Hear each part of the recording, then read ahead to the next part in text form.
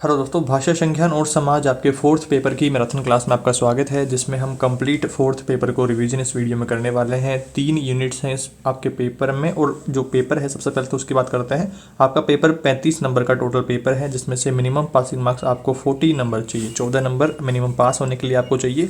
और एक बात आपको ध्यान रखनी है कि यहाँ से छोटे प्रश्न ज़्यादा बनेंगे, एक वन लाइनर, एक नंबर के, दो नंबर के, तीन नंबर के, इस तरह के छोटे प्रश्न ज़्यादा बनने वाले हैं। तो आपके पास अगर सीरीज है तो वहाँ से फिर छोटे प्रश्नों को ज़्यादा देखना है। यहाँ पर हम बात करेंगे ओवरऑल यूनिट में कौन कौन से टॉपिक्स इंपॉर्टेंट हैं। उन सभी इंपॉर्टेंट टॉपिक्स को पढ़ते हुए डिटेल में समझने की कोशिश करेंगे। कम समय में आपका पूरा पेपर 1 घंटे में ही लगभग रिवीजन हो जाने वाला है। और अगर आपके पास समय रहता है तो 2-3 बार आप इस क्लास को और देख लीजिएगा, तो ईजिली आपका पेपर पास हो जाने वाला है, कोई दिक्कत समस्या नहीं होगी। और किसी विद्यार्थी का अगर मान लो फर्स्ट यूनिट क्लियर हो चुका है, उसको सीधा सेकंड यूनिट पढ़ना है, तो जैसे ही आप इस वीडियो के टाइटल पे क्लिक करेंगे तो नीचे आपको चैप्टर्स के ऑप्शन दिखेंगे, जहां से आप चैप्टर स्विच कर पाएंगे अगर कोई दिक्कत समस्या आती है तो वहां पर। और अगर कहीं पर मैं बोलता हूँ, थोड़ा सा स्लो बोलता हुआ नजर आ रहा हूँ, तो फिर वहाँ पर आपको स्पीड बढ़ा लेनी है। तो 1 घंटे का जो क्लास है तो उसको आप आधे घंटे के लगभग ही कवर कर पाएंगे। 1.5x पे या फिर 2x पे करके आप देख सकते हैं, जैसे भी आप सुटेबल हो अपनी सुविधा अनुसार। और उसके बाद में आपको ये ध्यान रखना है कि वीडियो से अगर आपकी परीक्षा तैयारी में थोड़ी भी मदद होती है तो वीडियो को लाइक जरूर करें, अपने दोस्तों के साथ में शेयर करें। और अभी तक भी दोस्तों 60% स्टूडेंट ऐसे हैं जो बिना सब्सक्राइब करे हुए वीडियोस देख रहे हैं, तो रिक्वेस्ट है चैनल सब्सक्राइब जरूर करें। अगर आपको थोड़ा भी बेनिफिट हो रहा है हमारे वीडियो से तो चैनल सब्सक्राइब जरूर करें।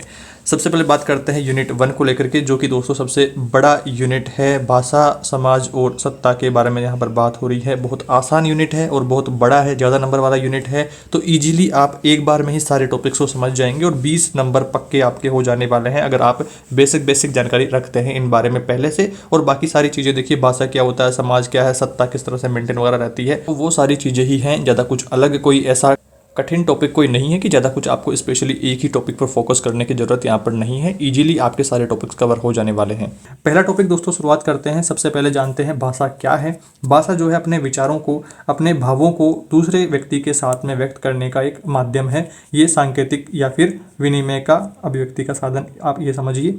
और संसार के सभी प्राणी किसी न किसी रूप में अपने भावों की अभिव्यक्ति करते हैं, अपने विचार एक दूसरे के साथ में साझा करते हैं। इसका माध्यम शाब्दिक और अशाब्दिक रूप में सामने आता है। शाब्दिक मतलब बोल करके अपने जो विचार हैं, जो अपने भाव हैं उनको, और अशाब्दिक मतलब इशारों से समझाना। तो ये बात हो गई। और आगे देखिए, मनुष्य की अनुभूतियों को शाब्दिक भाषा से अभिव्यक्त करना संभव नहीं है। उनकी अभिव्यक्ति के लिए मूक भाषा या फिर अशाब्दिक भाषा का ही प्रयोग किया जाता है। जबकि अधिक दुखी व्यक्ति अपनी वेदना की अभिव्यक्ति अश्रुधारा से ही कर पाता है। जो भी मन में चल रहा है, जो मन में फील हो रहा है, तो वो सारी चीज़ें शब्दों से व्यक्त नहीं कर सकते हैं। अगर कुछ ज़्यादा दुख हो रहा है तो वो रोक करके व्यक्त करेगा। तो वो सारी चीज़ें हैं यहाँ पर भाषा के रिगार्डिंग आपको ध्यान रखना है। शाब्दिक अशाब्दिक के बारे में ध्यान रखना है। ज़्यादा कुछ खास आपको याद करने की यहाँ पर ज़रूरत है नहीं। यहाँ पर आपने ये भाषा के बारे में समझ लिया है। इसके बाद में लिपि की बात करते हैं।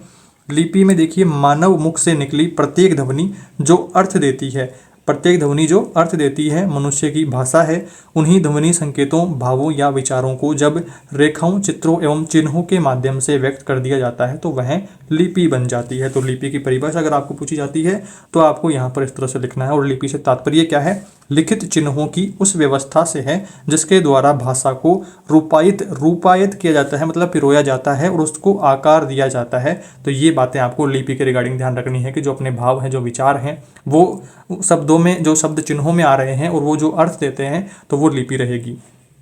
भाषा और लिपि में समानता को लेकर के प्रश्न आता है। तो यहाँ पर देखिए, भाषा व लिपि दोनों ही भावाभिव्यक्ति, मतलब एक दूसरे के विचारों को एक दूसरे के साथ में साझा करने का साधन है, माध्यम है।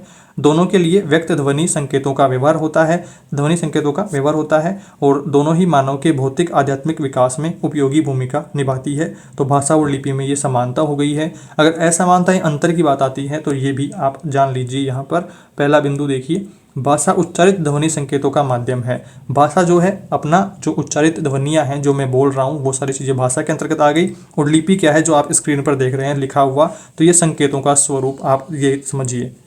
दूसरी असमानता देखिए, भाषा श्रव्य होने के कारण वर्तमान काल, वर्तमान स्थान की सीमाओं में ही रहती है। श्रव्य होने के कारण, यहाँ पर भाषा की बात कहाँ हो रही है? जब शब्दों से फेस टू फेस बात हो रही है तो उस भाषा के बारे में बातचीत हो रही है, तो वो क्या रहेगा? वर्तमान काल में, प्रेजेंट में जब बात बोली जा रही है तभी के लिए वो एक विजिबल रहेगा वहाँ पर सिस्टम सारा। और जबकि लिपि जो रहेगी वो वर्तमान काल में भी आप देख पाएंगे, वर्तमान स्थान पर भी, और सीमा से लेकर के अनंत काल तक आपके पास में वो सुरक्षित रहेगा, लिखा हुआ मैटर रहेगा, एक प्रूफ रहेगा कि मैंने ये बात बोली है, मैंने ये कुछ कहा है। है, तो वो आपको यहाँ पर असीमित स्थान तक रह सकती है। लिपि की बात हो रही है। और भाषा जो एक बार बोल दिया है वो दोबारा रिपीट नहीं होएगा या वो आपको लंबे टाइम तक याद नहीं रहेगा, तो वो सारी चीज़ें हैं।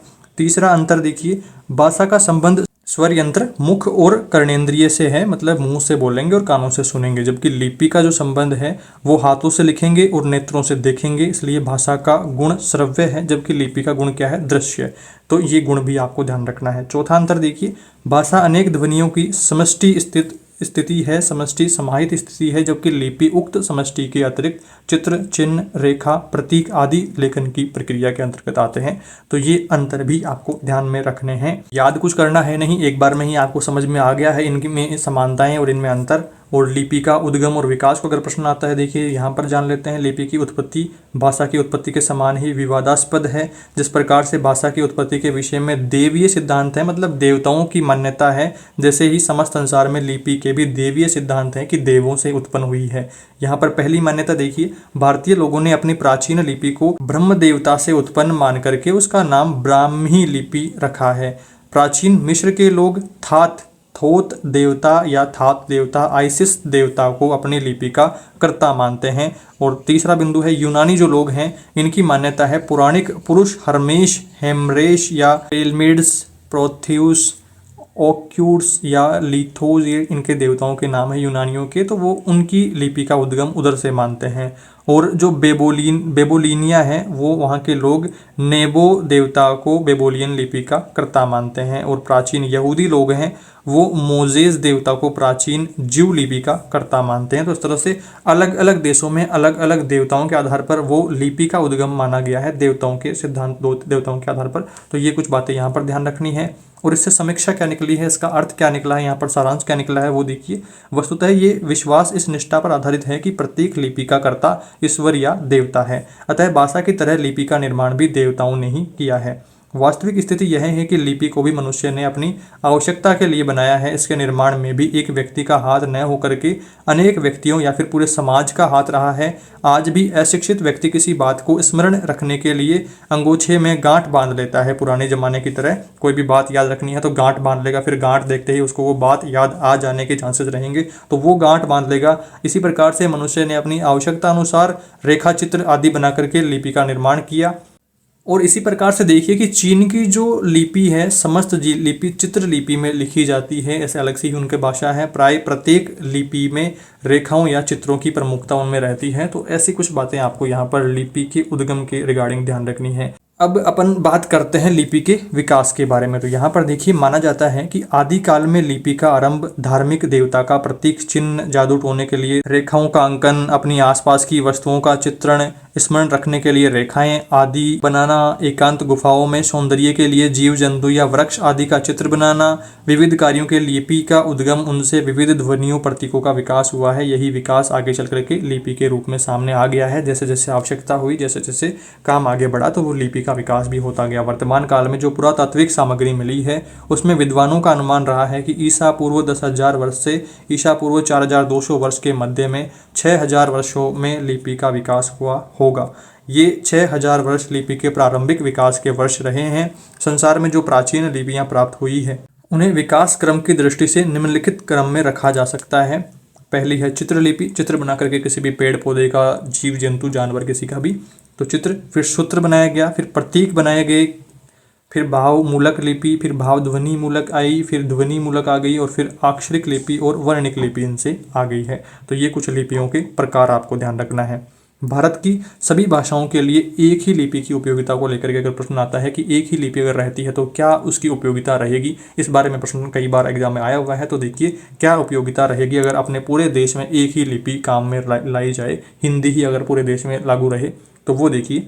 भारत एक बहुभाषी देश है, अलग अलग भाषाएं बोली जाती है। पंजाब में पंजाबी, गुजरात में गुजराती, तमिलनाडु में तमिल भाषा बोली जाएगी, और इधर अपने राजस्थानी बोली जाती है। तो आज यह राष्ट्र एकता के सूत्र में संविधान के माध्यम से बंधा हुआ है। इस राष्ट्र की राष्ट्रभाषा हिंदी है, जो सामान्यतः केंद्र व राज्य संबंधों के व्यवहार के लिए आवश्यक माध्यम है। हमारे देश की अधिकांश प्रादेशिक भाषाओं की अपनी अपनी लिपियाँ हैं। कुछ तो देवनागरी से विकसित हुई हैं और कुछ के स्वतंत्र रूप हैं। जिस प्रकार से हमने आज़ादी के बाद हिंदी को राष्ट्रभाषा माना है, उसे संपर्क का माध्यम भी स्वीकार किया है। उसी प्रकार से समस्त देश की भाषाओं के लिए यदि एक ही लिपि, मुख्यतः देवनागरी लिपि अगर स्वीकार कर ली जाए तो उससे न केवल एक सूत्रता में वृद्धि होएगी बल्कि दूसरी भाषाओं को सीखने की सुविधा भी मिलेगी। असल में दूसरी भाषा सीखने में सबसे बड़ी बाधा लिपि भेद ही है। लिपि में आपने देखा होगा पंजाबी जो लैंग्वेज है उसकी काफ़ी हटके लिपि है, और अगर तमिल उधर की भाषा की आप देखेंगे तो वहाँ पर भी काफ़ी हटके लिपि उनकी है। गुजराती की अलग लिपि है, उर्दू की आप देखेंगे तो अलग लिपि है। तो ऐसे लिपियाँ जो अलग अलग हैं उनसे सीखने में फ़र्क आता है, पढ़ने में समझने में फ़र्क आ जाता है। तो यदि लिपि भेद हटा दिया जाए तो व्यापक भावात्मक एकता उत्पन्न होएगी। तो ये कुछ बातें यहाँ पर हो गई है। इसके बाद में अगला टॉपिक आता है भाषा और क्षेत्र के मध्य क्या संबंध है। भाषा और क्षेत्र में देखिए, सामान्य रूप से क्षेत्र विशेष में भी भाषा और इसका संबंध रहता है, क्योंकि क्षेत्रीय विशेषताएं भाषा को प्रभावित किए बिना नहीं रह सकती है। इसलिए भाषा विज्ञान में कहा गया है कि 4 कोस पर पानी बदले 8 कोस पर वाणी, तो 4 कोस पर पानी का स्वाद बदल जाता है और 8 कोस पर अपनी भाषा बदल जाती है। थोड़े थोड़े चेंजेस आना शुरू हो जाते हैं। तो ऐसी कुछ कहावतें आपको यहाँ पर भी ध्यान रखनी है। और इस बदलाव का प्रमुख जो कारण है वो क्षेत्र विशेष का भौगोलिक प्रभाव ही है। इसलिए माना जाता है कि भौगोलिक विशेषताओं का असर उस क्षेत्र की भाषा विशेष पर आवश्यक रूप से पड़ता है, अर्थात भाषा और क्षेत्र का गहरा रिश्ता होता है।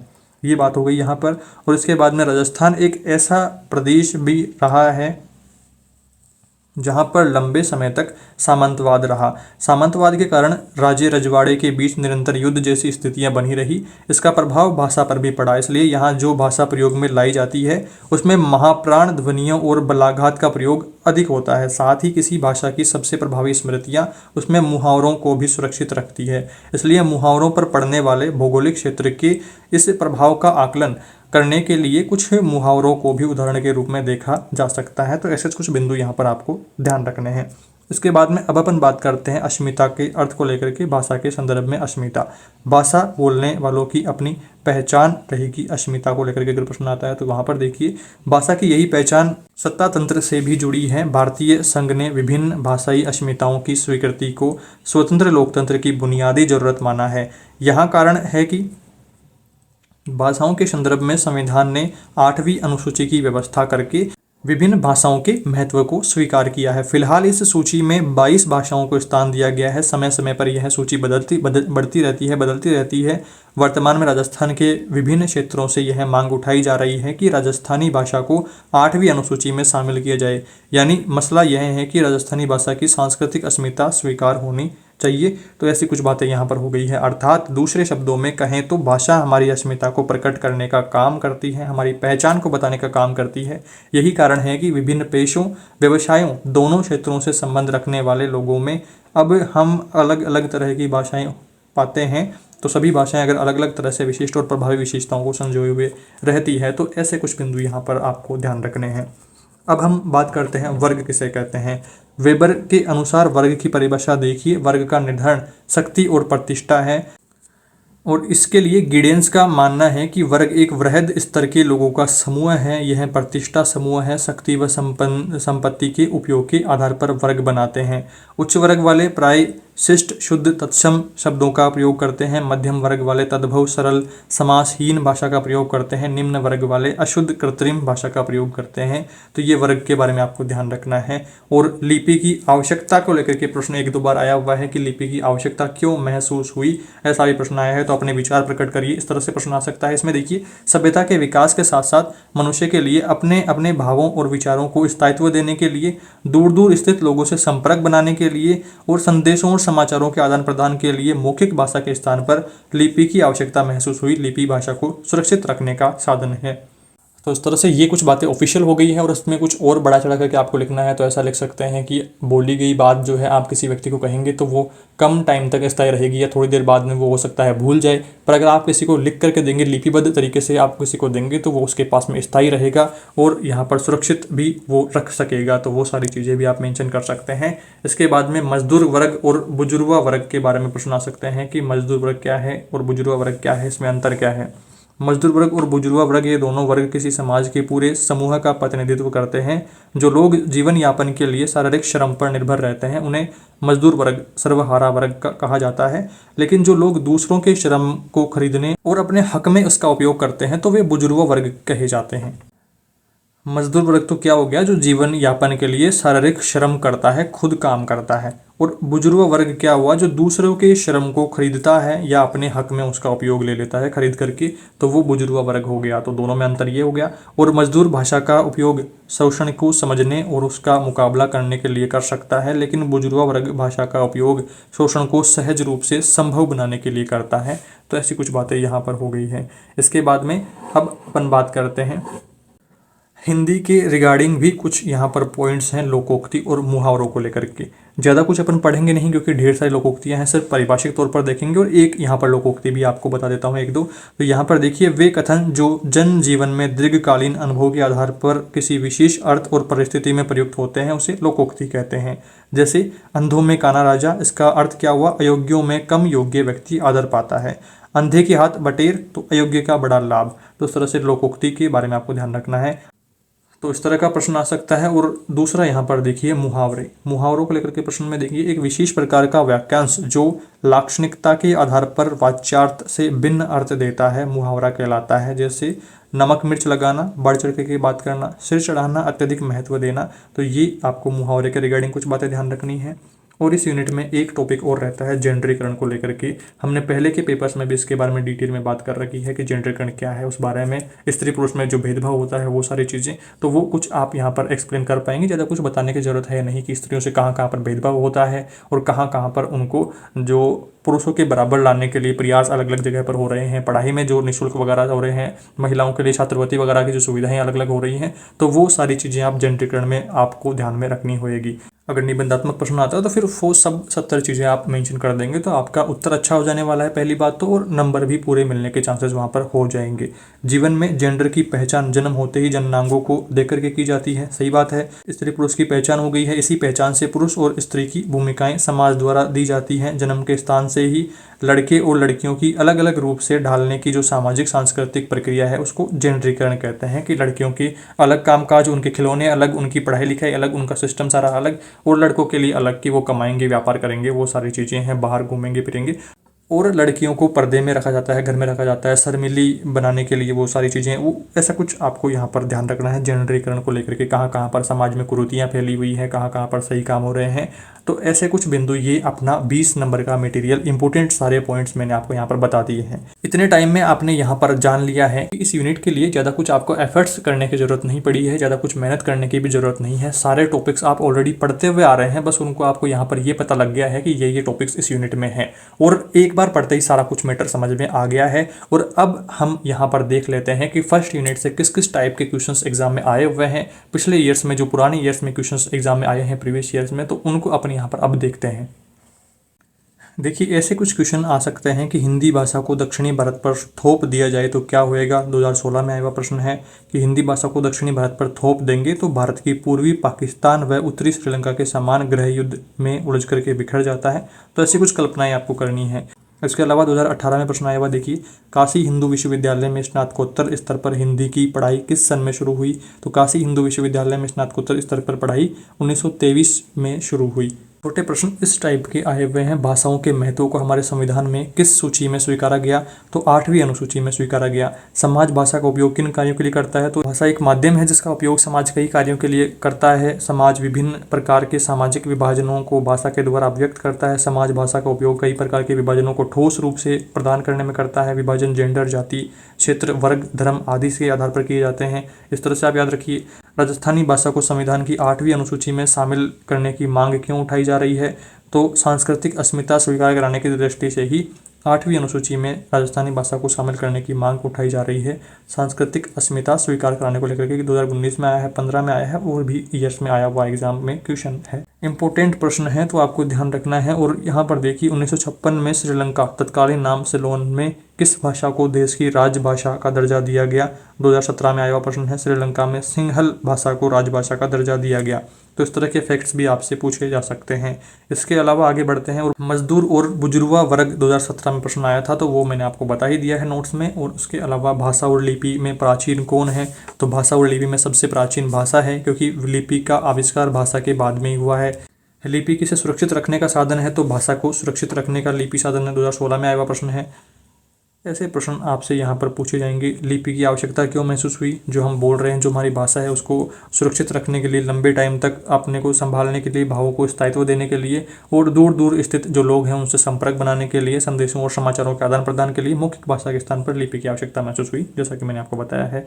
तो ऐसी कुछ नॉर्मल प्रश्न हैं, ज़्यादा कुछ खास आपको इसमें एफर्ट्स लगाने की ज़रूरत है नहीं, नॉर्मली ही आप यहाँ पर याद कर लेंगे सारा कुछ मटेरियल। इसके अलावा भाषा और अस्मिता में अटूट संबंध है, 2019 में 2015 में 2 बार प्रश्न आ चुका है ये वाला। और यहाँ पर देखिए जेंडरीकरण को लेकर के प्रश्न 2019 में आया था। और इसके अलावा आगे बढ़ते हैं, जेंडरीकरण को लेकर के ही बातें हो रही हैं यहाँ पर। तो और बाकी सारी चीज़ें यहाँ पर, प्रभुत्व और वर्चस्व में क्या अंतर है, ये प्रश्न भी आप देख लीजिए। प्रभुत्व ऐसी स्थिति है जिसमें एक व्यक्ति या दूसरे समूह या समूह पर बल प्रयोग या हिंसा के प्रत्यक्ष साधनों द्वारा नियंत्रण करता है। तो नियंत्रण करना क्या रहेगा? प्रभुत्व स्थापित करना, उस पर अधिकार करना। वर्चस्व की स्थापना प्रभुत्व की तरह हिंसा के प्रत्यक्ष साधनों द्वारा नहीं की जाती है। यह एक ऐसी प्रक्रिया है जो मूल्यों, विश्वासों आदि को इस प्रकार से परिभाषित करती है कि किसी व्यक्ति या समूह की आज़ादी के खिलाफ होने पर भी वे व्यक्ति समूह उनको अपने हित में समझते हैं। इस प्रक्रिया में हित तो नियंत्रण करने वालों का सदता है, लेकिन वह यह समझाता है कि इन मूल्यों से नियंत्रित व्यक्ति का हित सद रहा है। तो ये क्या हो गया? वर्चस्व हो गया। तो ऐसी कुछ बातें यहाँ पर ध्यान रखनी है। और व्याकरण में एक शेष की अवधारणा को किन्हीं 2 उदाहरणों से समझाइए। एक शेष क्या है ये इसको देखते हैं। 2018 में प्रश्न इसका आया हुआ है। एक शेष हिंदी व्याकरण की एक ऐसी अवधारणा है जिसमें स्त्रीलिंग तथा पुल्लिंग को संबोधित करने के लिए पुल्लिंग या स्त्रीलिंग शब्दों का प्रयोग किया जाता है। भाषा प्रयोग में स्त्रीलिंग पुल्लिंग दोनों श्रेणियों के शब्द मौजूद रहने पर यदि एक शेष करना चाहे तो हम प्राय पुल्लिंग शब्द को रख लेते हैं, स्त्रीलिंग शब्द को उसी में समाहित मान लेते हैं। उदाहरण के लिए आदमी कहने पर यह मान लिया जाता है कि इसमें औरतें भी शामिल है, जबकि आदमी पुल्लिंग शब्द है और औरतें स्त्रीलिंग शब्द है। इस प्रकार से एक लिंग के व्यक्ति दूसरे लिंग के व्यक्तित्व में विलीन हो जाने के विचार को भाषा स्थापित करती है और विस्तार देती है। तो ऐसी कुछ बातें यहाँ पर हो गई है। भाषा और क्षेत्र पर टिप्पणी, ये देखिए 3-4 बार प्रश्न आया है, थोड़ा सा घुमा दिया जाता है। भाषा और क्षेत्र के बीच में संबंध, भाषा व क्षेत्र पर टिप्पणी, भाषा और क्षेत्र में संबंध को समझाइए, भाषा और क्षेत्र का गहरा रिश्ता होता है, इस कथन को स्पष्ट करिए, क्षेत्रीय भौगोलिक विशेषताओं को भाषा कैसे स्पष्ट छाप छोड़ती है। तो वो सारी चीज़ें 2019 में, 18 में, 17 में हर साल ये प्रश्न आ रहा है। तो आपको ये जरूर से पढ़ लेना है, याद कर लेना है। कोई याद तो करने की जरूरत है नहीं, नॉर्मली आपने सारा चीज़ें समझ ली है। एक ये प्रश्न देखिए, यहाँ से 2018 में प्रश्न आया है, चपरासी जा रहा है, कुलपति आ रहे हैं। मतलब चपरासी के लिए सम्मान यहाँ पर नहीं दिया जा रहा है, कुलपति जा रहे हैं तो सम्मान यहाँ पर हो रहा है कि जा रहे हैं आप, वो ही जा रहे हैं। तो इस तरह से उपयुक्त वाक्य युग्म में प्रयुक्त भाषा किस अंतर को रेखांकित करती है? तो पद के अंतर को रेखांकित करती है, आप ये समझ पा रहे हैं। तो इसका उत्तर कैसे लिखना है? निबंधात्मक प्रश्न के तौर पर ये वाला है।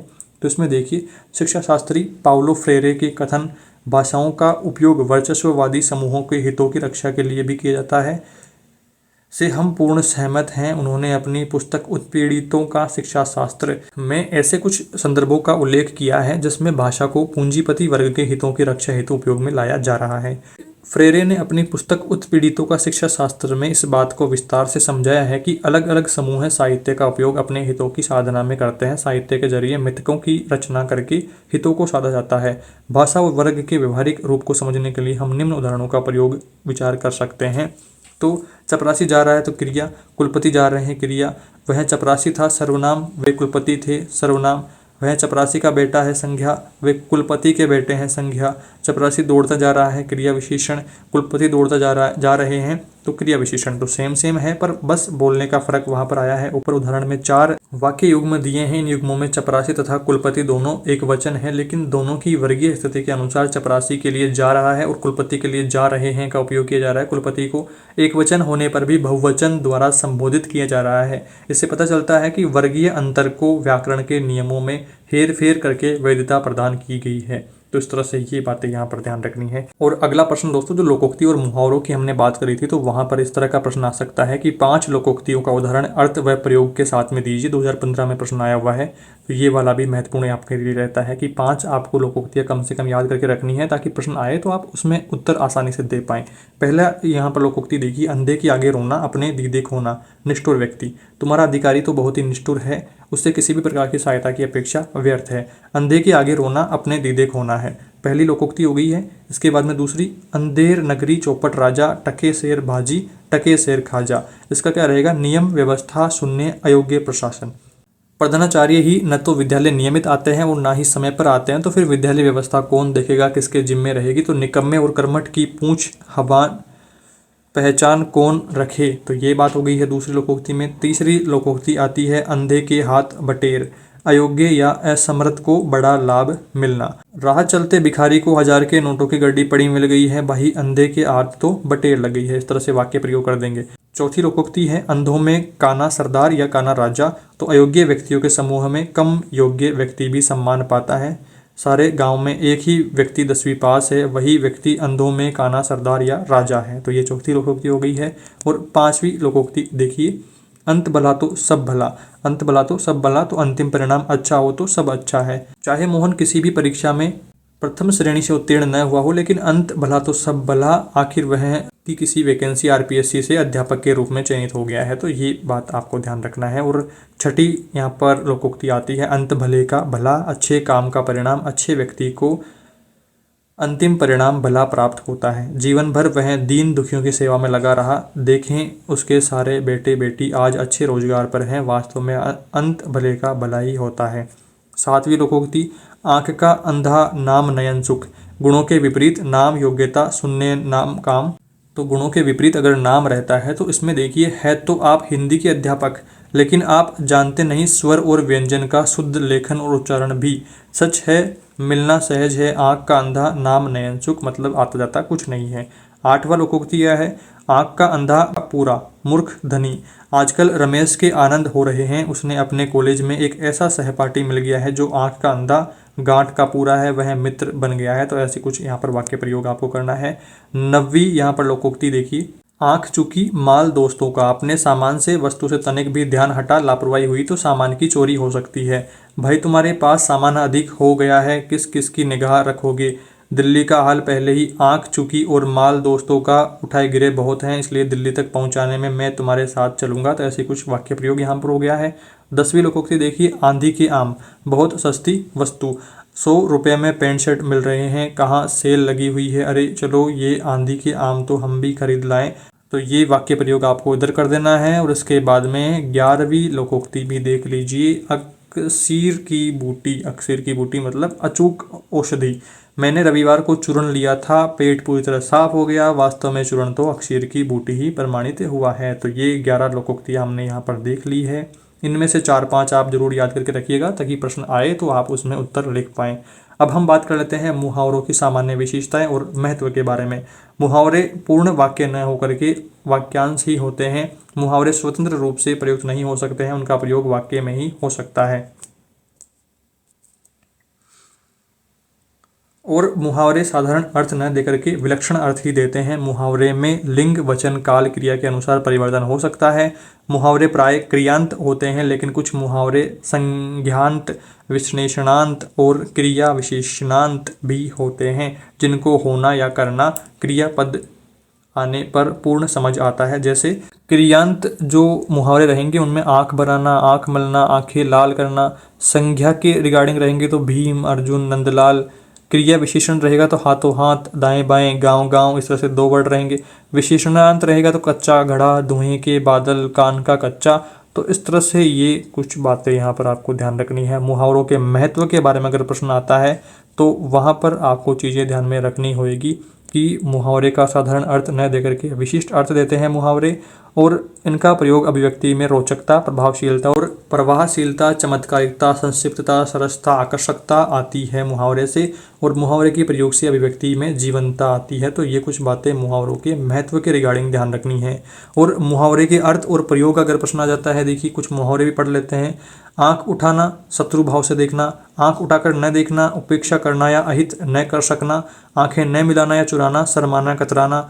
आंख ओट, पहाड़ ओट, सामने न होने पर दूर समीप एक समान। आंख का अंधा, गांठ का पूरा, धनी मूर्ख। आंख का अंधा, नाम नयन सुख, नाम और गुण में परस्पर विरोध। आंख का काटा, अप्रिय। आंख या आंखों का तारा, तिल, प्रिय व्यक्ति। आंख का पर्दा, उठना, खुलना, भ्रम दूर होना, सजग होना। आंख का पर्दा उड़ना, धोखा खाना, अरे ये तो नकली सामान है, देखा क्यों नहीं आँख का पर्दा पड़ गया था क्या, तो इस तरह से आंखों का पर्दा में आप अगर वाक्य प्रयोग करेंगे तो इस तरह से कर सकते हैं। आँख का पानी ढलना, निर्लज हो जाना, तो ये कुछ मुहावरे यहाँ पर हो गए हैं। और आगे देखिए, आँख की किलकारी अवांछित एवं व्यवधान डालने वाला व्यक्ति, मुझे उससे कोई सरोकार नहीं है, अपने ही आँखों की किलकरी हो, तो ऐसी वाक्य प्रयोग कर सकते हैं। आंख टेढ़ी करना, बेमुरोवती दिखाना, मतलब कि इग्नोर करना, आंख टेढ़ी करना, आंख दिखाना, रोष या फिर अवज्ञा सूचक दृष्टि से देखना, गुस्से से देखना, आंखें फेरना, पूर्ववर्त प्रेम न होना, आंखें लड़ना, प्रेम पूर्ण दृष्टि से देखना, आंखें लाल करना, क्रोध आना, आंखें बरसना, अश्रु प्रभावित होना, अत्यंत लालायित होना, तो ये कुछ बातें हो गई है। आपको मुहावरे लोकोक्ति के बारे में भी ध्यान रखना है, कुछ 5-7 आप याद कर लीजिएगा ताकि एग्जाम में पूछा जाए प्रश्न तो कोई दिक्कत समस्या आपको ना होए। और बाकी टॉपिक्स ऐसे कुछ हार्ड है नहीं, यहाँ पर इजीली आपने सारी चीज़ें समझ ली है। ये फर्स्ट यूनिट काफ़ी बड़ा रहा, पर आपने यहाँ पर एक चीज़ नोटिस करी कि कोई भी ऐसा टॉपिक नहीं आया है जिसको आपने पहले कभी पढ़ा नहीं हो, या कोई ऐसा टॉपिक जो बहुत ज़्यादा हार्ड हो, ऐसा कोई टॉपिक नहीं है। ईजिली आप सारे टॉपिक्स को मैनेज कर पाएंगे और एक बार में ही अधिकतर टॉपिक्स आपके कवर हो गए हैं, तो कोई दिक्कत समस्या आपको नहीं होनी चाहिए फर्स्ट यूनिट में, जो कि आपका 20 नंबर का यूनिट है। और जो दूसरा यूनिट है उसकी अपन बात करते हैं। ये दूसरा यूनिट आपका 10 नंबर का है, तो 3 यूनिट अगर आप क्लियर कर लेते हैं तो आपके 30 नंबर यहाँ पर हो गए हैं। और 30 में से मान लो 20 नंबर के क्वेश्चन भी अगर आपको एग्जाम में मिल जाता है तो काफ़ी ठीक बेनिफिट वाली बात हो जाती है। और अभी तो तीसरा यूनिट और है, हो सकता है वो जो तीसरा यूनिट 5 नंबर का है तो उसमें से भी आपको 3-4 नंबर के क्वेश्चन याद हो रहे हो, या टॉपिक्स काफ़ी सारे आसान हो उसमें भी, तो वो भी एक देखने वाली बात रहेगी।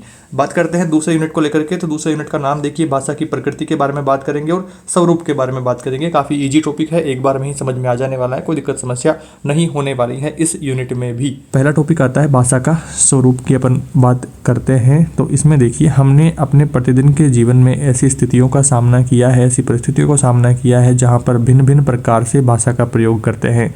किसी अवसर पर भाषा में व्याकरणिक अथवा संरचना संबंधित सावधानी बरतनी होती है, कहीं कहीं पर व्याकरणिक नियमों में शिथिलता बरती जाती है, कहीं कहीं पर हम प्रोफेशनली बात करते हैं और कहीं पर नॉर्मली दैनिक दिनचर्या वाली बातचीत रहती है। भाषा का उपयोग साहित्य रचना में भी अलग अलग परिस्थितियों में उत्पन्न करने के लिए और अथवा संदर्भ स्थिति की आवश्यकता अनुसार अलग अलग तरीके से किया जा रहा है।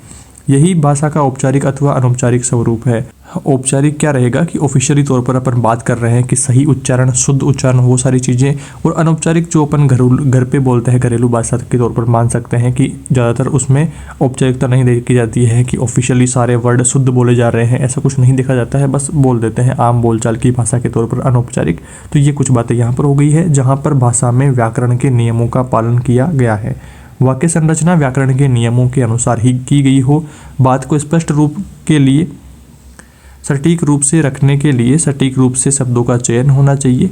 वहाँ पर भाषा औपचारिक स्वरूप लिए हुए होती है। जहाँ मौखिक वातावरण हो, व्याकरणिक नियमों में शिथिलता हो, वहाँ भाषा अनौपचारिक स्वरूप लिए होती है। तो ये कुछ बातें भाषा के स्वरूप में ध्यान रखनी है।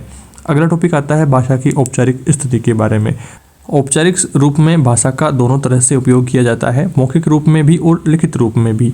साहित्य लेखन में भाषा का औपचारिक उपयोग होता है। वहाँ लेखन में क्रमबद्धता होती है, श्रृंखलाबद्धता होती है। निबंध रचना में अथवा सरकारी पत्रों की भाषा में औपचारिकता रहती है। प्राय ये पत्र एक कार्यालय, विभाग अथवा मंत्रालय से दूसरे कार्यालय, विभाग अथवा मंत्रालय को लिखे जाते हैं, तो औपचारिकता इसमें रहती है, शुद्ध लिखे जाते हैं वो।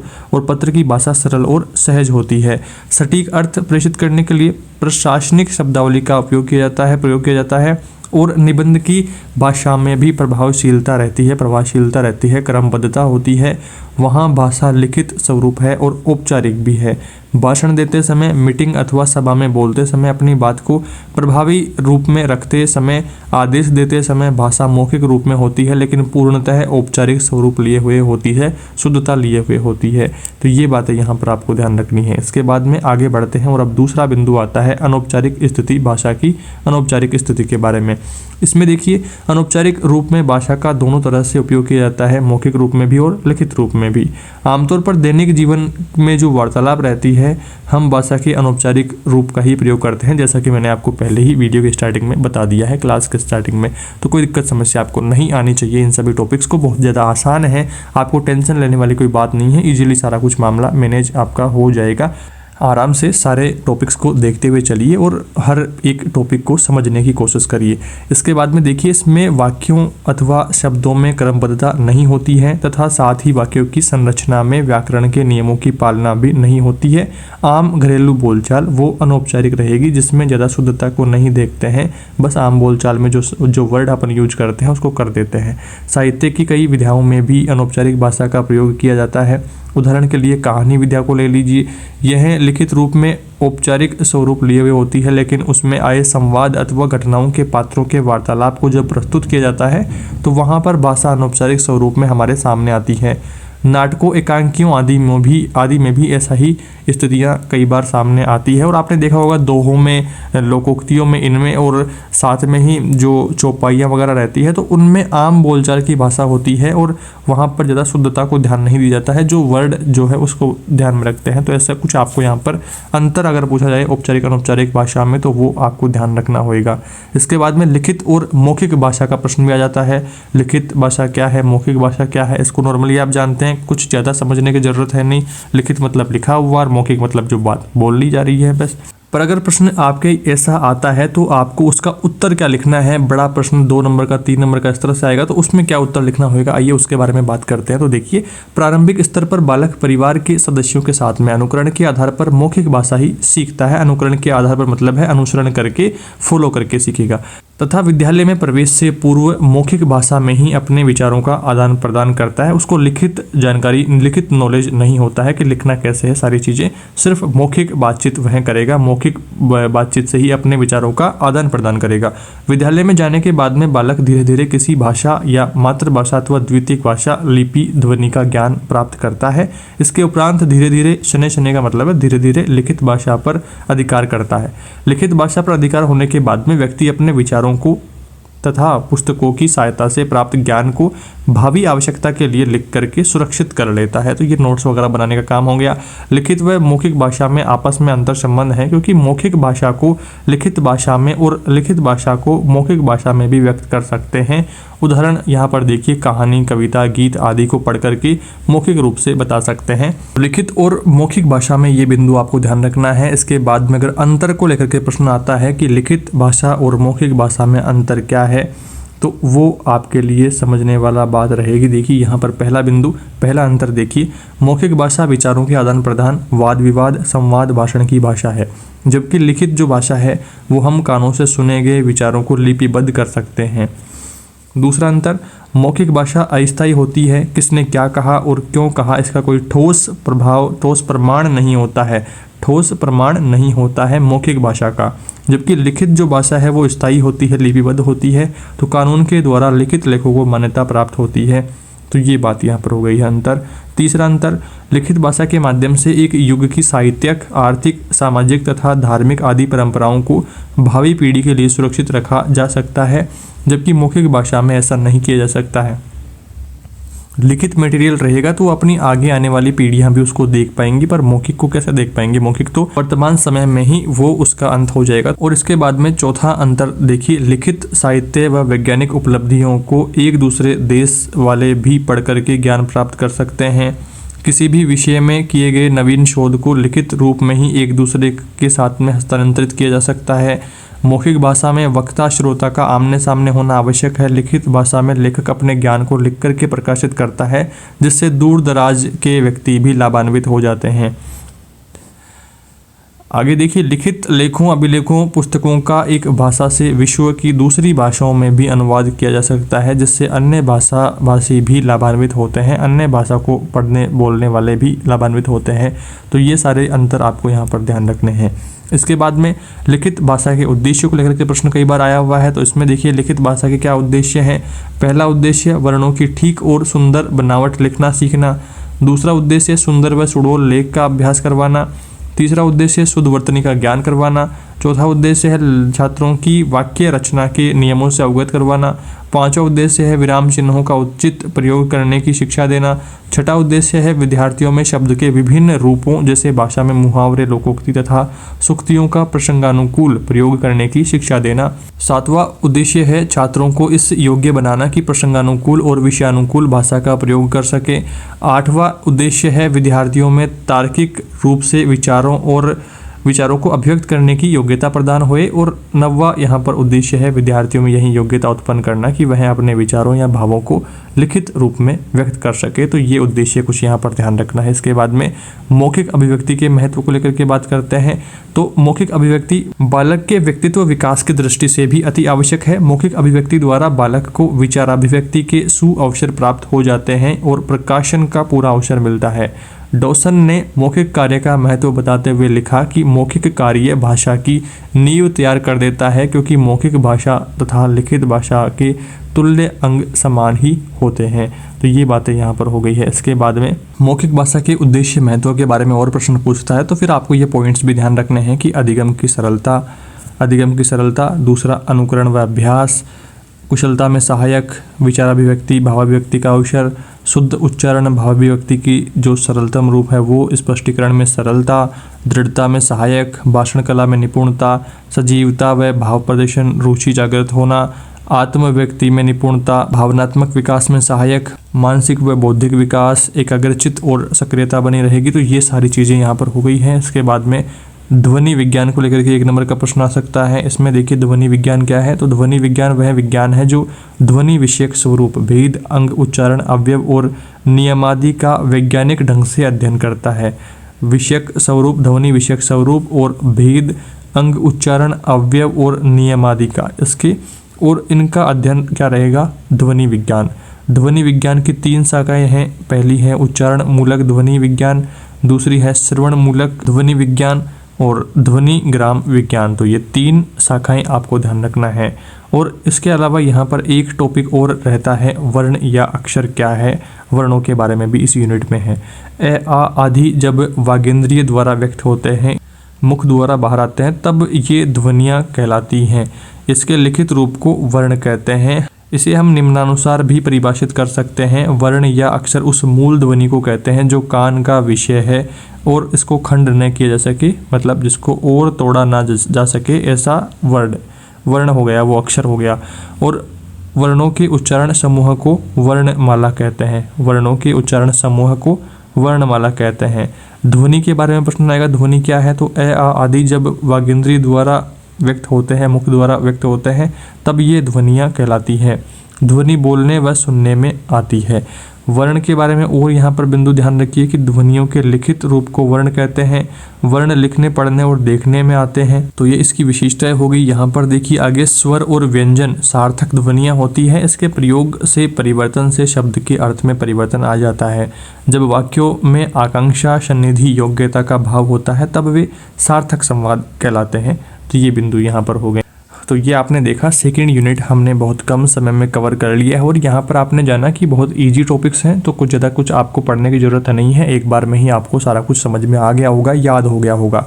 इसके साथ में ही दोस्तों अब हम बात करते हैं कि इस यूनिट से किस टाइप के क्वेश्चंस पूछे जाते हैं। तो सीरीज में से आपको कुछ क्वेश्चन दिखा देता हूँ, प्रीवियस ईयर जो एग्जाम्स हैं उनमें आए हुए। तो आइए उनको देखते हैं। 2015 में एक प्रश्न आया है, भाषा की परिभाषा दीजिए। तो भाषा उच्चारण अवयवों से उच्चारित स्वैच्छिक ध्वनि प्रतीकों की वह व्यवस्था है जिसके द्वारा समाज विशेष के लोग आपस में विचारों का आदान प्रदान करते हैं। तो उसे क्या कहेंगे, भाषा कहेंगे। ये आपने पहले के यूनिट्स में भी अपन ने पढ़ा है, तो कोई कुछ खास आपको याद करने की ज़रूरत है नहीं। दिक्कत समस्या आपको नहीं होनी चाहिए, पारिभाषिक तौर पर आपको याद रखना है। और यहाँ पर देखिए 2018 में प्रश्न आया है, वर्ण या अक्षर किसे कहते हैं, ये अपन ने पढ़ लिया है। वर्णमाला किसे कहते हैं, 2016 में प्रश्न आया है, वर्णों के उच्चारण समूह को वर्णमाला कहते हैं। और ध्वनि और वर्ण में अगर अंतर आता है तो वर्ण क्या है, लिखित रूप है, और ध्वनि क्या है, वागेंद्रिय द्वारा व्यक्त होती है, तब ये ध्वनि कहलाती है। ध्वनि बोलने और सुनने में आती है। और वर्ण किन में आएंगे, लिखने में, पढ़ने में और देखने में। तो ये अंतर आपको ध्यान रखना है, इस तरह का प्रश्न आ सकता है। इसके अलावा आगे देखिए, भाषा की उत्पादकता किसे कहते हैं, 2018 में प्रश्न आया है। प्रत्येक भाषा में कुछ सीमित ध्वनियों से विविध शब्द तथा उससे असीमित वाक्य बनाए जा सकते हैं, इसे ही भाषा की उत्पादकता कहते हैं। इसके बाद में वाक्य कब सार्थक संवाद बन जाता है, सार्थक संवाद कहलाता है, 2017 में प्रश्न आया है। तो इसमें देखिए, जब वाक्यों में आकांक्षा, सन्निधि और योग्यता का भाव होता है तब वे सार्थक संवाद कहलाते हैं। ये अपन ने पढ़ लिया है। इसके अलावा आगे देखते हैं, कार्यालय पत्रों में किस भाषा का प्रयोग होता है। 2015 में आया था। तो कार्यालय पत्रों में औपचारिक भाषा का प्रयोग होता है। औपचारिक और अनौपचारिक वाले टॉपिक में अपन ने अभी पढ़ लिया है। इसके बाद में देखिए, ये वाला प्रश्न देखिए, 2019 में प्रश्न आया है, वाक्य की परिभाषा दीजिए और किन आधारों पर वाक्यों के भेद किए जा सकते हैं, उदाहरण सहित समझाइए। वाक्य क्या रहेगा, सार्थक शब्दों का समूह है जिसके माध्यम से कोई भाव प्रकट किया जा सकता है, जाता है, वाक्य कहलाता है। अर्थ में संप्रेषण के विचार से वाक्य भाषा को पूर्ण इकाई कही जा सकती है। शब्दों से, पदों के वाक्यांशों से मिलकर के हम वाक्य बनाते हैं। वाक्य वक्ता अथवा लेख के आशय को प्रकट करता है। वाक्य रचना एक शब्द से कभी कभी हो जाती है, किंतु अधिकतर वाक्य रचना शब्दों के समूह से ही होती है। वाक्य के भेद देखिए, क्रिया, अर्थ और रचना की दृष्टि से वाक्य के 3 प्रमुख भेद होते हैं। पहला क्रिया की दृष्टि से, दूसरा अर्थ की दृष्टि से और तीसरा रचना या स्वरूप की दृष्टि से। सबसे पहले बात करते हैं क्रिया की दृष्टि से वाक्यों के भेद। क्रिया की दृष्टि से वाक्य 3 प्रकार के होते हैं। पहला है कर्तरी वाक्य, जब वाक्य की क्रिया कर्ता के अनुसार चलती है, जैसे राम रोटी खाता है, सीता चावल खाती है।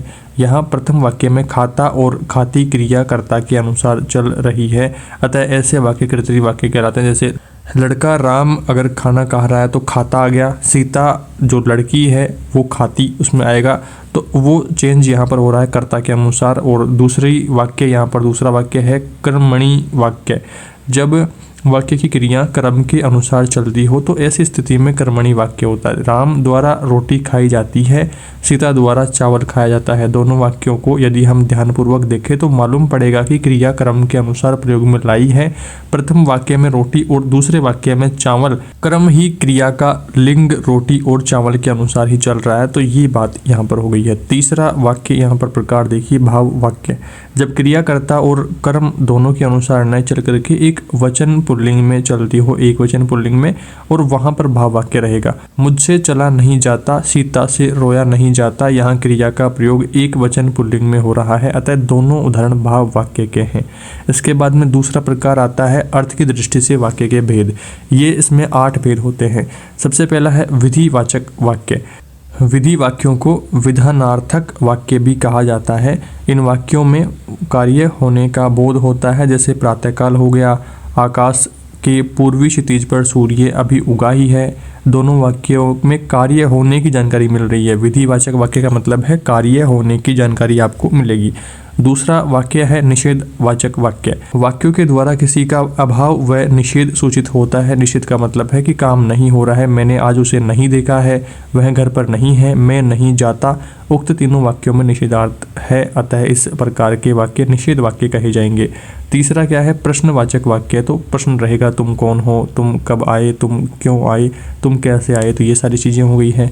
आज्ञावाचक, तो इसमें आज्ञा का भाव होएगा, प्रातःकाल जल्दी उठो, घर से बाहर निकल जाओ, ये सारा काम होएगा। आदेश, आज्ञा, विनती या उपदेश सूचित होएगा, तो वो आज्ञावाचक वाक्यों की श्रेणी में आएगा।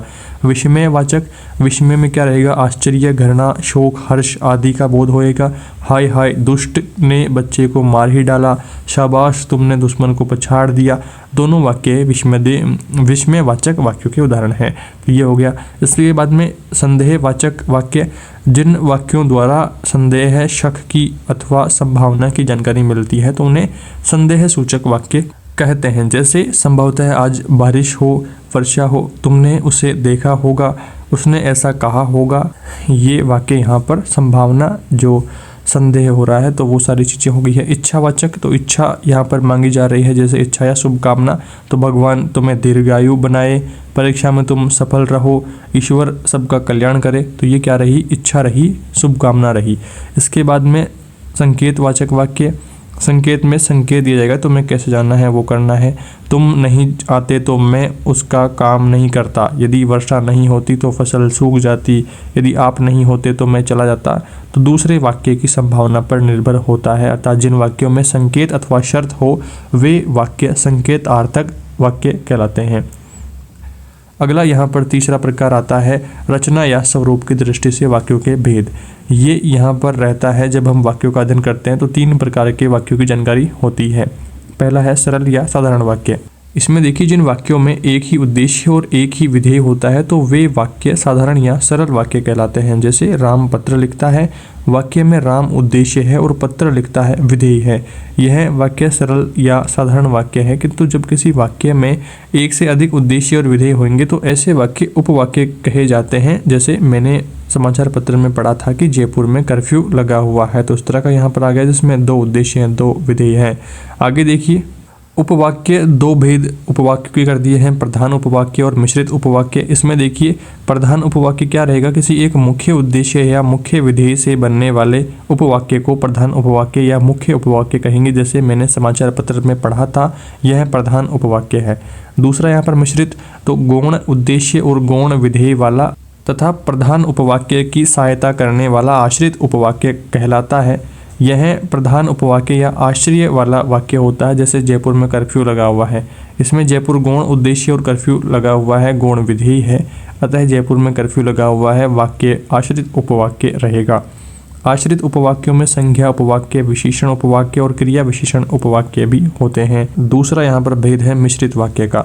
जिन वाक्यों में एक वाक्य प्रधान और अन्य वाक्य उसके आश्रित हो तो वो मिश्र वाक्य कहलाएंगे। आश्रित उपवाक्य स्वयं पूर्ण नहीं होते हैं बल्कि वे मुख्य वाक्य के साथ में होने पर ही पूर्णता प्राप्त करते हैं। तो मिश्रित वाक्य को उदाहरण देखिए, आपको सुनकर के प्रसन्नता होगी कि रमेश परीक्षा में प्रथम आया है, वही मनुष्य है कि मनुष्य के लिए मरे, जो मनुष्य के लिए मरे। तो ये 2 उदाहरण आपको ध्यान रखना है कि एक दूसरे पर डिपेंडेंट रहता है सेंटेंस पूरा। और संयुक्त वाक्य तीसरा प्रकार देखिए, जिन वाक्यों में 2 या 2 से अधिक साधारण या मिश्र वाक्यों का समावेश होता है और जो समान रूप से प्रधान हो, ऐसी स्थिति वाले वाक्य संयुक्त वाक्य की श्रेणी में आते हैं। अर्थात दोनों वाक्य साधारण रूप से समान है, आश्रित न होकर के समकक्ष हो।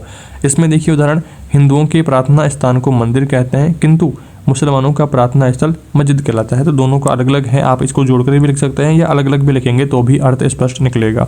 इसमें देखिए दूसरा उदाहरण, महादेवी जी ने अपने प्रियतम से मिलने को अत्यधिक आतुर हैं और मिलनातुरता महादेवी के काव्य में पद पद पर अभिव्यक्त हुई है। तो ये भी आप अलग अलग लिख सकते हैं, कोई दिक्कत समस्या है नहीं।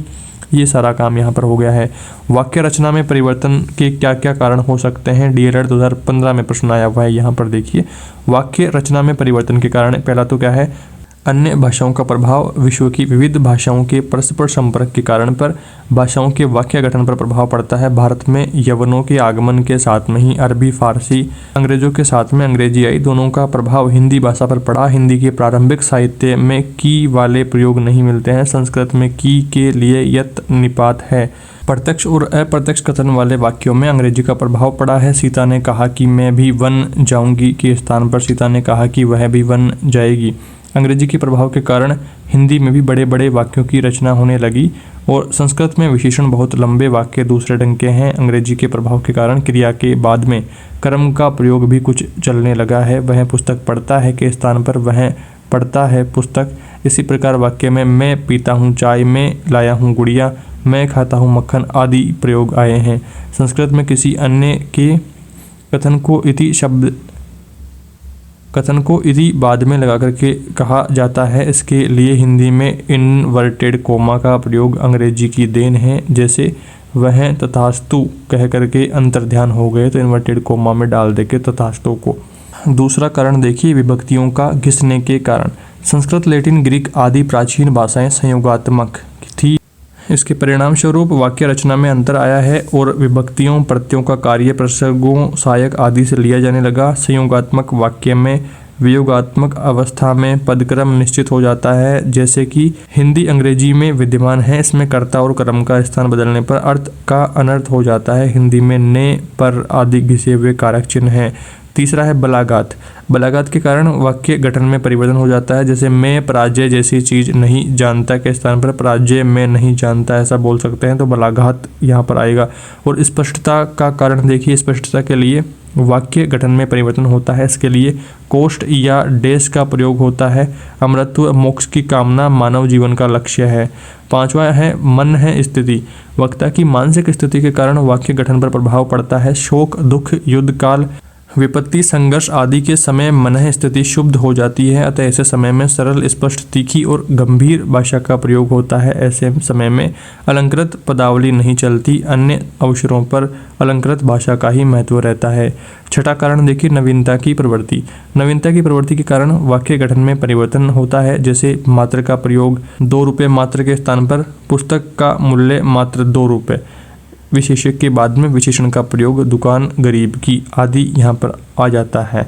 सातवां कारण देखिए, अज्ञानता। अज्ञानता के कारण अशुद्ध वाक्य प्रयोग, श्रेष्ठ के स्थान पर श्रेष्ठतम, महत्ता को महानता, विद्वता को विद्वानता, दरअसल को इस तरह से लिख देंगे तो ये अज्ञानता हो गई है। आठवां है अनुकरण।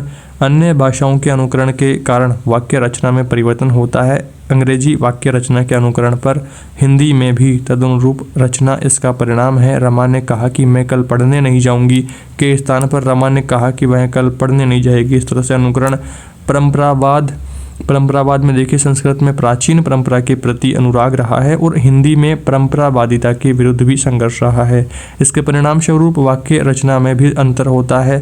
संस्कृत में विशेष्य के अनुसार विशेषण में भी लिंग वचन होते हैं, हिंदी में विशेषण में अंतर नहीं किया जाता है। हिंदी में वर वधू आदि दोनों को आयुष्मान हो संबोधन में भी प्रिया, प्रियसी या प्रियतमा आदि, विद्वान, शिष्य एवं शिष्या आदि इस तरह से लगाते हैं।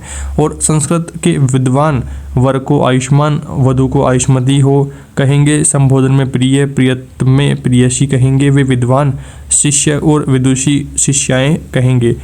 वे पूज्य पिताजी, पूजनीय माताजी लिखेंगे। इसी प्रकार अर्थ में, इसके अर्थ में बहुवचन का प्रयोग वाक्यों में मिलता है। राम वन गए और उनका राज्याभिषेक हुआ, गुरुजी आ गए। तो ये आदरार्थ है, आदर करते हुए इसका अर्थ निकाला जा रहा है। तो ये आपको कारण यहाँ पर ध्यान रखने हैं। तो यहाँ पर आते आते हमने 2 यूनिट कंप्लीट कर लिए हैं और इस तरह से आपका 30 नंबर का मटेरियल कंप्लीट हो गया। और जो लास्ट के 5 नंबर हैं वो अपन डिस्कशन करने वाले हैं। तीसरा यूनिट आपका 5 नंबर का है जिसका नाम है भाषा और बहुभाषिकता। ये यूनिट भी बहुत ज़्यादा ईजी है। पहले मुझे लग रहा था कि थोड़ा सा हार्ड हो सकता है यूनिट, पर भाषा के बारे में बात हो रही है। भारत में अपने अलग अलग जगह पर जो अलग अलग भाषा है, बहुभाषिकता अपने देश में पाई जा रही है, तो उन सबको लेकर के बातचीत हो रही है और बहुत आसान यूनिट है ये भी। और पीछे की यूनिट में मैंने एक चीज़ नोटिस करी कि अपन जब यूनिट के लास्ट में प्रश्न भी देख रहे हैं कि सीरीज में से आपके मतलब प्रश्न जो प्रीवियस ईयर प्रश्न जो पूछे गए हैं पहले से यूनिट में, तो आपको थोड़ा सा आइडिया हो रहा है कि किस टाइप के प्रश्न एग्जाम में पूछे जाने वाले हैं, किस यूनिट से किस टाइप के प्रश्न पूछे गए हैं। तो काफ़ी चीज़ें आपके समझ में आ रही होंगी।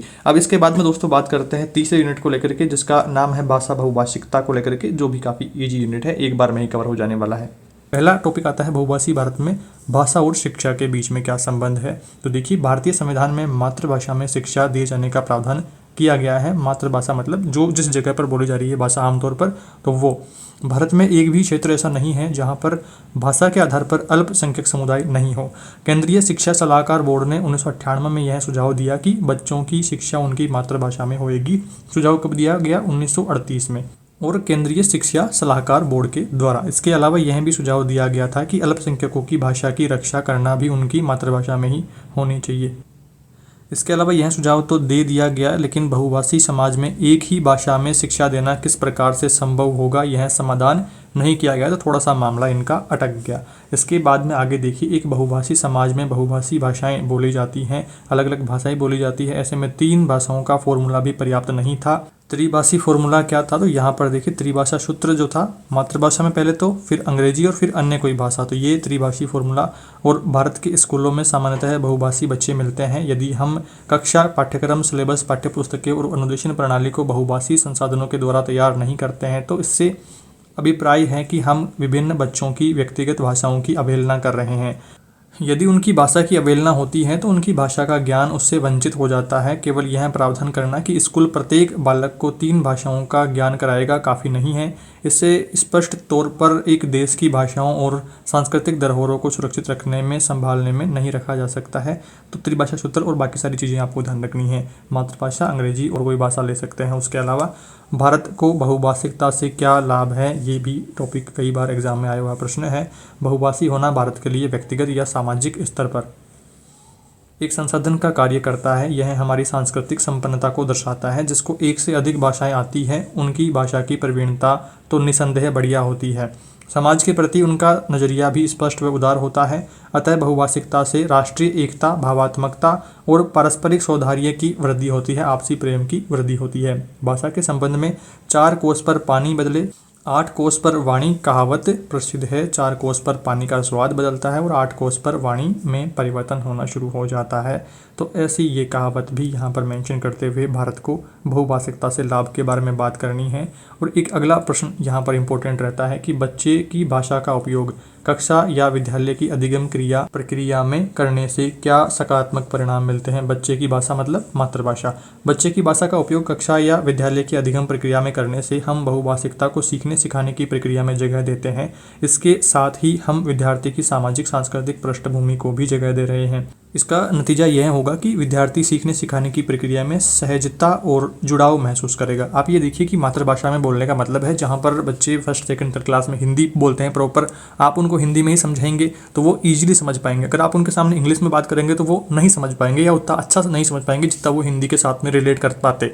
और उसी दूसरी ओर देखिए, राजस्थानी भाषा आपने यहाँ पर ज़्यादातर बोली जाती है, तो वहाँ पर अगर आप प्रॉपर गाँवों में यहाँ पर अगर प्रॉपर हिंदी में बोलेंगे तब भी बच्चे ज़्यादातर नहीं समझ पाएंगे। तो वहाँ की लैंग्वेज में अगर आप मातृभाषा में बच्चे को सिखाएंगे तो वो सहजता और जुड़ाव आपसे महसूस करेंगे और इजीली सीख पाएंगे। इस तरह से अपनी भाषा में अभिव्यक्ति का विश्वास भी हासिल कर पाएंगे। एक दूसरे की भाषाओं की स्वीकृति होने पर लोकतांत्रिक मूल्यों को अलग से सीखने सिखाने की जरूरत नहीं रह जाएगी। तो ये बिंदु यहाँ पर ध्यान रखना है। और इसके अलावा एक और टॉपिक आता है, बहुभाषी कक्षा में शिक्षक की क्या भूमिका रहती है। बहुभाषी कक्षा का मतलब है कि आपकी क्लास में मान लो 20 बच्चे हैं, 20 में से 5 बच्चे हिंदी बोलने वाले हैं, 6 बच्चे मान लो आपके राजस्थानी बोलने वाले हैं और 5-6 बच्चे आपके तमिल बोलने वाले आ गए और 4-5 बच्चे पंजाबी बोलने वाले आ गए। तो इस तरह से 4-5 लैंग्वेजेस वाले बच्चे आपकी क्लास में हैं। तो उसमें आपकी भूमिका क्या रहेगी, उनको कैसे आप संभालेंगे, तो वो प्रश्न भी कई बार इंपॉर्टेंट है, एग्जाम में आया हुआ है। इसमें देखिए आपको क्या करना है, शिक्षकों से यह अपेक्षा की जाती है कि उनमें अपनी बहुभाषी कक्षा के बच्चों के द्वारा बोली जाने वाली मातृभाषा के बारे में समझ और सम्मान की भावना का विकास होना चाहिए शिक्षक में, और वे बच्चों द्वारा बोली जाने वाली उनकी अपनी भाषा को कक्षा में सम्मानुभूति के साथ में सीखने सिखाने के लिए स्थान दें और अपनी कक्षा की विविधता को समझते हुए बच्चों के ज्ञान के विकास के लिए सहज और रचनात्मक वातावरण प्रदान करने का प्रयास करें। जिस भाषा में वो सहजता से सीख सकें उस भाषा में सिखाने की कोशिश करें। अक्सर हम यह पाते हैं कि शिक्षक साथियों में स्वयं की भाषा को लेकर ही इतनी हीन भावना है, वे खुद विभिन्न भाषाओं को किस दृष्टि से देखते हैं। ऐसे में कई बहुभाषी कक्षा में वे किस तरह से उन बच्चों की भाषा को स्थान और सम्मान दे पाएंगे जो बच्चे हलवी, गोड़ी, कुड़ुक या कमारी आदि भाषा बोलते हैं। आपने ये देखा होगा कि कई बार राजस्थानी बोलते समय भी हम यहाँ पर झिझकते हैं कि हमें हिंदी में ही प्रॉपर बात करनी चाहिए। अब आप मेरे ऊपर ही ले लीजिए कि मैं जयपुर का हूँ, गांव से हूँ और यहाँ पर नॉर्मली राजस्थानी भाषा बोली जाती है कि कोड़े जा रहे हो, काई कर रहे हो, ये सारी चीज़ें हैं। तो पर अपन यहाँ पर ऑफिशियली तौर पर बात कर रहे हैं तो हिंदी में बात कर रहे हैं, क्योंकि अपन यहाँ पर पूरे ओवरऑल राजस्थान की डीएलएड की बात कर रहे हैं, क्लासेस की बात कर रहे हैं, तो सभी बच्चे उसको आसानी से समझ पाएँ उस भाषा में बात कर रहे हैं। क्योंकि आप इधर डूंगरपुर साइड जाएंगे तो उनकी थोड़ी सी अलग है, तो वो मेरी राजस्थानी को ठीक से नहीं समझ पाएंगे, तो उस लेवल पर अपन बात कर रहे हैं। पर नॉर्मली भी कई सारे स्टूडेंट, कई सारे लोग ऐसे होते हैं जो अपनी खुद की मातृभाषा को उस मतलब प्यार भरी नज़र से नहीं देखते हैं या उसका इस्तेमाल कम करते हैं, तो वो सारी चीज़ें भी इफ़ेक्ट करती है। तो आपको मातृभाषा को सम्मान देना है। आज ज़रूरत है कि बच्चों की भाषा को कक्षा में सम्मान मिले। सभी बच्चों को बिना किसी हिचक के अपनी भाषा में कहने के समान अवसर और सहज वातावरण प्रदान करके निर्मित किया जाए। तो वो सारी भूमिका शिक्षक की रहती है, तो आपको ध्यान रखनी है। और आप जब शिक्षक बनेंगे तो आपको भी ये चीज़ें अप्लाई करनी है, बच्चे को उसकी मातृभाषा में ही सिखाने का प्रयास करना है। इसके बाद में एक और टॉपिक रहता है भारत में भाषा के परिवार, अलग अलग जो भाषाएं बोली हैं भारत में। तो 2001 की जनगणना रिपोर्ट के मुताबिक भारत के 28 राज्यों और 7 केंद्र शासित प्रदेशों में 5 भाषा परिवार भारोपीय, द्रविड़, मुंडा या ऑस्ट्रिक या अंडमानी और तिब्बती चीनी परिवार ये हैं। इनकी 234 मातृभाषाएं, 100 वर्गीकृत भाषाएं और 10 लिपियां हैं। तो ये 2001 की जनगणना के अनुसार आपको ध्यान रखना है। फैक्ट सारे बात हैं, कई बार एग्जाम में आया हुआ प्रश्न है। ऑप्शनल प्रश्न भी यहाँ से बन सकता है या फिर 1 नंबर का पूछ सकता है कि भारत में कितने भाषा परिवार हैं, कौन कौन सी मातृभाषाएं हैं, उनमें कितनी मातृभाषाएं हैं, कौन सी वर्गीकृत जो लिपियाँ हैं उनमें बांटा गया है। तो वो सारी चीज़ें भी आपको ध्यान रखनी है। इसके बाद में अगला टॉपिक आता है राजस्थान में। राजस्थान में मुख्य रूप से बोली जाने वाली भाषाएं मेवाड़ी, मारवाड़ी, ढूंढाड़ी, मेवाती। तो ये भाषाएं भी आपको ध्यान रखना है, मुख्य रूप से बोली जाने वाली। 1 नंबर का प्रश्न आए तो फिर आप ये लिख दीजिएगा। इसके बाद में संविधान की 8वीं अनुसूची के बारे में भी इस यूनिट में बात करी गई है। आइए कुछ महत्वपूर्ण बातें यहाँ पर डिस्कशन कर लेते हैं 8वीं अनुसूची के बारे में। संविधान की 8वीं अनुसूची में 22 भाषाएं शामिल है। असमिया, बंगला, गुजराती, हिंदी, कन्नड़, कश्मीरी, मलयालम, मराठी, उड़िया, पंजाबी, संस्कृत, तमिल, तेलुगु, उर्दू, कोंकणी, मणिपुरी, नेपाली, सिंधी, बोडो, डोगरी, मैथिली एवं संथाली। तो ये कुल भाषाएं यहाँ पर हैं संविधान की 8वीं अनुसूची में, जिनको आपको ध्यान रखना है। 8वीं अनुसूची में शामिल जो भाषाएं हैं ये संविधान की जनतांत्रिक समझ का आईना है। इस सूची में अपनी अपनी भाषाओं को शामिल करने के लिए अनेक राज्य प्रयत्नशील है, क्योंकि 8वीं अनुसूची में स्थान मिलने से उस भाषा को विशेष महत्व प्राप्त हो जाता है। वह भाषा राजकार्य का माध्यम तो बनती ही है, साथ में ही शैक्षिक पाठ्यक्रम में भी प्रमुख स्थान प्राप्त कर लेती है। इसके अतिरिक्त भाषा के विकास हेतु सरकारी अनुदान भी मिलना शुरू हो जाता है। स्थानीय रचनाकारों व प्रतिभाओं को मौका मिलना शुरू हो जाता है। केंद्रीय प्रशासनिक सेवाओं से संबंधित परीक्षाओं में भाषा विषय के रूप में प्रतिनिधित्व भी मिलना शुरू हो जाता है। जैसे राजस्थानी को लेकर के प्रयास अभी चल रहे हैं कि राजस्थानी को भी इसमें शामिल किया जाए। आप ये देख रहे हैं कि अलग अलग जो एग्जाम्स हैं, प्रतियोगी परीक्षाएं हैं, उनमें भी राजस्थानी भाषा को स्थान मिलना शुरू हो गया है। तो बहुत जल्द ये भी अपनी भाषा भी 8वीं अनुसूची में शामिल हो जाएगी और न्यायालयों में कार्य करने के लिए भाषा का विकल्प बनेगा। साहित्य अकादमी में महत्व प्राप्त होएगा, आदि फायदे प्राप्त होंगे। इन लाभों के साथ ही इस भाषा को अतिरिक्त भारतीय मुद्रा नोट पर भी भाषा प्रतिनिधित्व प्राप्त होने लगता है। उस भाषा में गजट भी जारी होने लगता है। तो कई सारे फायदे हो जाते हैं भाषा को 8वीं अनुसूची में शामिल हो जाने से। ये बातें ध्यान रखनी है। इसके बाद में अगला यहाँ पर बात कुछ और पॉइंट रहते हैं। संविधान में 71वें संशोधन के द्वारा 1992 में कोंकणी, मणिपुरी, नेपाली भाषाओं को अनुसूचित भाषाओं में शामिल किया गया। ये फैक्ट ध्यान रखना है। संविधान के 100वें संशोधन के द्वारा 2001 की जनगणना के आधार पर अनुसूचित भाषाओं में बोडो, डोगरी, मैथिली और संथाली को शामिल किया गया। संविधान के अनुच्छेद 343 के अनुसार देवनागरी में लिखी हिंदी को भारत की राज्यभाषा का दर्जा दिया गया। तो ये आपको 3 फैक्ट भी यहाँ पर ध्यान रखने हैं और इस तरह से हमारा ये यूनिट यहाँ पर कवर अप हो जाता है। इसके कुछ महत्वपूर्ण टॉपिक्स हमने डिस्कशन कर लिया है, जिनको आपको जरूर से याद कर लेना है। अगर आपके पास में सीरीज है या बुक है तो आप और भी टॉपिक्स को देख सकते हैं, पर अगर हम सबसे कम की बात करें तो इतने टॉपिक्स को आपको जरूर से पढ़ लेना है, जिससे आपका ओवरऑल यूनिट कवर होने वाली बात हो जाएगी। आई होप दोस्तों इस वीडियो में आपने ठीक तरीके से सारे बिंदुओं को समझ लिया है। और अब हम बात कर लेते हैं कि इस यूनिट से किस किस टाइप के एग्जाम में क्वेश्चंस आए हुए हैं। पहला प्रश्न आप देखिए, भारत में भाषा को कितने भाषा परिवारों में बांटा गया है? 2016 में आया हुआ है। यहाँ पर देखिए ये मैंने आपको नोट्स में पढ़ा ही दिया है, जिसमें 2001 की जनगणना के अनुसार बात करी गई है कि 28 राज्यों 7 केंद्र शासित प्रदेशों में 5 भाषा परिवार हैं। भारोपीय, द्रविड़, मुंडा या ऑस्ट्रिक या अंडमानी या तिब्बतीय चीनी परिवार। तो ये 5 हो गए। 234 मातृभाषाएं, 100 वर्गीकृत और 10 लिपियाँ आपको ध्यान रखनी है। इसके बाद में राजस्थान में मुख्य रूप से बोली जाने वाली भाषाएं भी मैंने आपको बताई है, मेवाड़ी, मारवाड़ी, ढूंढाड़ी, मेवाती आदि। ये 4 भाषाएं आपको नॉर्मली ध्यान रखनी है। और कौन सी कहावत प्रसिद्ध है वो भी मैंने आपको बताई है कि 4 कोस पर पानी बदले 8 कोस पर वाणी। 2015 में प्रश्न पूछा हुआ है। इसके अलावा 2017 में और 2015 में ये प्रश्न 2 बार रिपीट हुआ है कि संविधान के 71वें संशोधन के द्वारा 1992 में किन 3 भाषाओं को अनुसूचित भाषाओं में सम्मिलित किया गया? तो कोंकणी, मणिपुरी और नेपाली भाषाओं को 71वें संशोधन के अंतर्गत अनुसूचित भाषाओं में शामिल किया गया। और 8वीं अनुसूची में कितनी भाषाओं को स्थान मिला है? 2018 में प्रश्न आया है। 8वीं अनुसूची में 22 भाषाएं शामिल है। असमिया, बंगला, गुजराती, हिंदी, कन्नड़, कश्मीरी, मलयालम, मराठी, उड़िया, पंजाबी, संस्कृत, तमिल, तेलुगु, उर्दू, कोंकणी, मणिपुरी, नेपाली, बोडो, डोगरी, मैथिली, संथाली। तो ये 22 भाषाएं आपको जरूर से ध्यान रखनी है। इसके अलावा प्रश्न आप यहाँ पर देखिए, संस्कृत से उत्पन्न अन्य भारतीय भाषाओं का उल्लेख 2019 में प्रश्न पूछा हुआ है। संस्कृत से उत्पन्न भारत की प्राय सभी भाषाएं हैं। हिंदी, बंगाली, गुरुमुखी, गुजराती, मराठी, असमी भाषाएं प्रमुख यहाँ पर है। और बहुभाषिकता से भारत को क्या लाभ है? ये भी मैंने आपको पढ़ा दिया है कि बहुभाषिकता से राष्ट्रीय एकता, भावात्मकता, पारस्परिक सौहार्द, पारस्परिक स्नेह वाली भावना वो रहती है। सभी एकजुट होकर के एकता बनाए रखते हैं, तो वो सारा काम है। बच्चे की भाषा का उपयोग कक्षा या विद्यालय की अधिगम की प्रक्रिया में करने से क्या सकारात्मक परिणाम मिलता है? ये भी हमने पढ़ लिया है। 2017 में प्रश्न आया हुआ। ये देखिए, मनुष्य स्वभावगत बहुभाषिक है। कैसे है? तो अपन घर पे मातृभाषा में बोलते हैं, प्रोफेशनली हिंदी में बोलते हैं, कई बार अपने को कुछ वर्ड इंग्लिश में भी बोलने पड़ते हैं, तो बहुभाषिक है। तो वो सारी चीज़ें आप लिख पाएंगे अपनी भाषा में तो कोई दिक्कत समस्या आएगी नहीं। थोड़े से अपने शब्दों में उसको तोड़ मरोड़ करके थोड़ा सा लंबा आंसर देने की कोशिश करना अगर बड़ा प्रश्न पूछा जाए तो। बाकी ऐसे नॉर्मल टॉपिक्स ही इस यूनिट में से पूछे जाने वाले हैं जिनको हमने पढ़ लिया है इजीली, तो कोई दिक्कत समस्या आपको नहीं होनी चाहिए इस यूनिट के रिगार्डिंग। और इस पेपर को भी हमने कंप्लीट रिवाइज कर दिया है। यूनिट 1, यूनिट 2, यूनिट 3, 3 यूनिट हैं इस पेपर में, तो जिनको हमने पढ़ लिया है।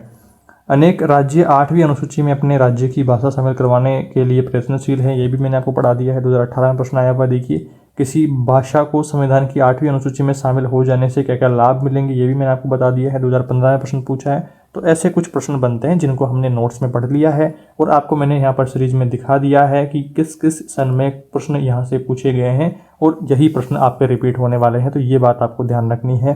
पहली बात तो बहुभाषिकता को लेकर के प्रश्न आ सकते हैं, या फिर संविधान की अनुसूची में अपनी भाषा को शामिल करवाने को रिगार्डिंग जो नियम कानून है वो आएंगे, या फिर आपके भाषा के रिगार्डिंग पूछ सकता है कि संविधान के किस संशोधन में भाषा को शामिल किया गया, वो सारी चीज़ें, अनुसूची में कौन कौन सी भाषाएं हैं वो कुछ। तो इस तरह से आपने देखा दोस्तों, बहुत कम समय में 35 नंबर का जो आपका पेपर, 4th पेपर, उसका कंप्लीट रिवीजन हमने कर लिया है। सारे इंपॉर्टेंट टॉपिक्स को डिटेल में समझ लिया है और साथ ही साथ आपके प्रीवियस ईयर जो एग्जाम्स रही हैं उनमें किस तरह की, किस टाइप के प्रश्न, कितना कठिनाई लेवल प्रश्नों का देखने को मिला है, वो भी हमने यहाँ पर डिस्कशन कर लिया है। आई होप आपने ठीक तरीके से सारे बिंदुओं को समझा है, कोई दिक्कत समस्या नहीं रही होगी। फिर भी कोई डाउट समस्या आपके रहते हैं इस टॉपिक के रिगार्डिंग, इस पेपर के रिगार्डिंग, इसके किसी यूनिट के रिगार्डिंग, तो आप मुझे कमेंट करके जरूर बताइएगा। चैनल पर नए हैं तो सब्सक्राइब जरूर करें। ऐसे दोस्तों बड़ी क्लासेस रिकॉर्ड करने में काफ़ी सारी मेहनत लगती है, तो वीडियो को लाइक जरूर करिए और चैनल पर जो भी नए स्टूडेंट्स जुड़ रहे हैं चैनल को सब्सक्राइब जरूर करें आपके आगे आने वाली एग्जाम्स की अच्छी तैयारी के लिए। और BSTC सेकेंड ईयर की तैयारी भी अपन जल्द शुरू कर देंगे, तो फिर वो बेनिफिशियल आपके लिए रहेंगी सारी बातें। तो चैनल सब्सक्राइब जरूर करें और अपने दोस्तों के साथ में भी वीडियो को शेयर करें। बाकी वीडियो आपको कैसा लगा कमेंट करके जरूर बताना। Thank you for watching this video.